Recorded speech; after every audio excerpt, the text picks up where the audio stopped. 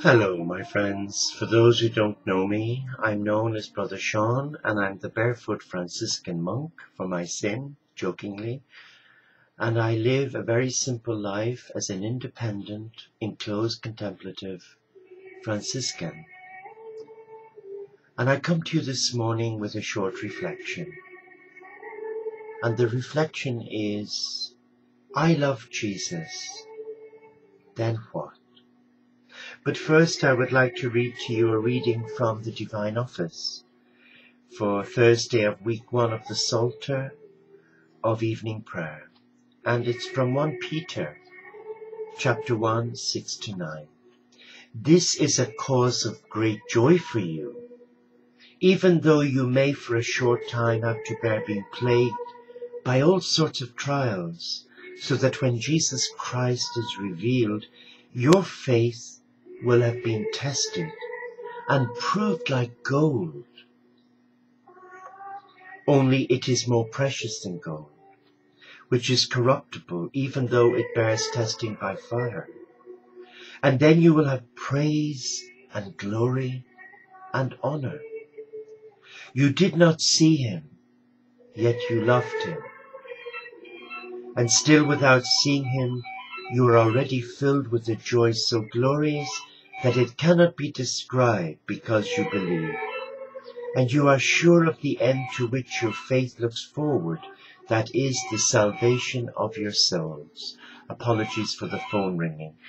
But what is this reading saying to you? What is it saying to your heart? Well, I know that in my heart, I am so greatly inspired when I meet brothers and sisters who say they have a love affair with their Jesus, our Jesus. Jesus the barefoot Galilean, Jesus the Rabbi, Jesus the Son of God, Jesus who is a great spiritual master, whose teachings have survived 2,000 years, despite his followers, many of whom in positions of trust, such as the popes, such as various ministers, abusing their position. But we take heart because God is much bigger than man's foibles and silliness. But I meet also many people, especially recently when I started tweeting, who say, I'm in love with Jesus. I love Jesus. Well, my question to you is this. I love Jesus too. But then what? What do I do with that love? What does that love inspire me to do? To become a closeted Christian? Or does it inspire my heart to be like Jesus? To be a peacemaker? Not to be all-inclusive and exclusive, but to reach out to all brothers and sisters regardless of their belief. I am greatly inspired by the Beatitudes of Christ, the Sermon on the Mount. I am also heartened when I see what Jesus did for the Samaritan woman. And her response to him provoked a very powerful response from Jesus. But there's no use saying, I love Jesus, if in my life, my heart is closed. I know I can only speak for myself, but my heart was closed to fear. Fear, I guess, fed from a belief in a God not of love. Oh yes, the textbook and the holy books all said that God is a God of love. But I never felt that love. When I look back on my younger years, I realize that I allowed fear control my life. And that sadly affected my relationship with God. Now, because I'm older and wiser, I've had the courage to step aside from my religious family, and on the outside looking in, I can see a much bigger picture. And I can see that many are still held in fear. And I'm aware that many buy into that fear because they're afraid of offending their church or God.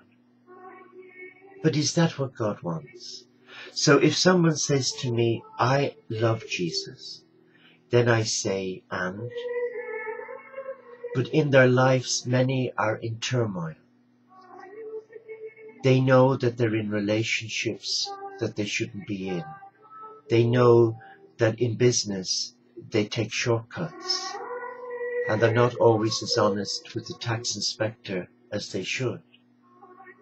They know that they pile a lot of their investments into offshore bank accounts to avoid paying tax, so that the ordinary person, their brother and sister, who also love Jesus, struggles to make ends meet.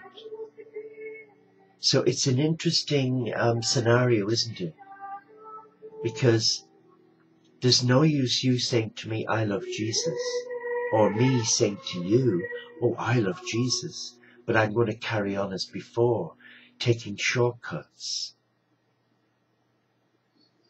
gambling my relationship with a loving Jesus for the sake of a fast buck, or for the sake of winning your approval.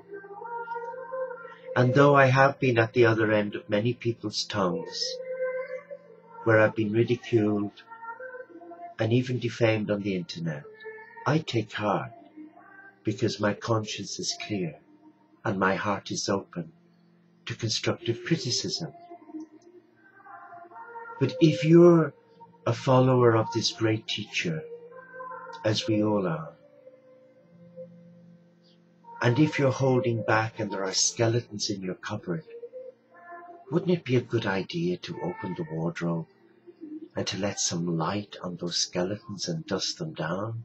Wouldn't it be a good idea to bring them out into the open, to acknowledge that they're there, to bless them and release them to this guy Jesus?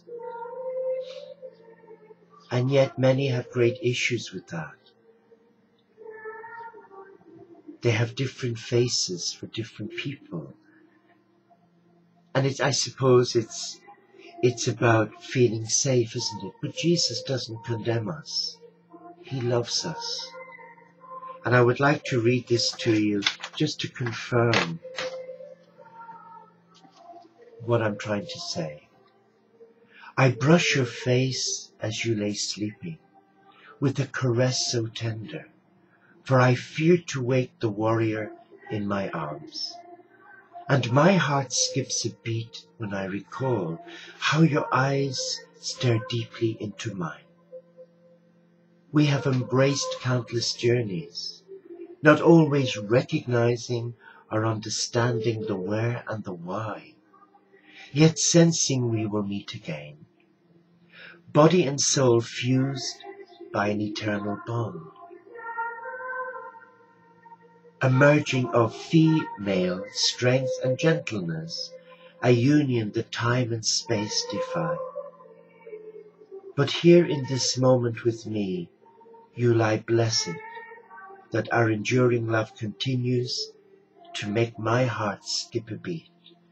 That was a channeled message from Jesus, not to me, but to someone I respect and someone I know who tests the waters of their information. And this is the most beautiful reflection for today. I brush your face as you lay sleeping, with a caress so tender, for I fear to wake the warrior in my arms. And the key word there is warrior in my arms. This gentle Jesus, whom we say we love, now invites us to do something practical about that love. To be a respecter of all people and all faiths. Not to sit in judgment or slander another because their ideologies, political correctness, or their religious beliefs don't resonate with ours. We are not here to sit in judgment. We are here to put the love of our Jesus into action. We are here to demonstrate it in a practical way. And what better way than to walk alongside the marginalized, those whom society rejects, the mentally ill, the disabled, those whose lifestyles are totally different to ours, those who have difficulty comprehending a loving God when they're suffering so much injustice from God's children.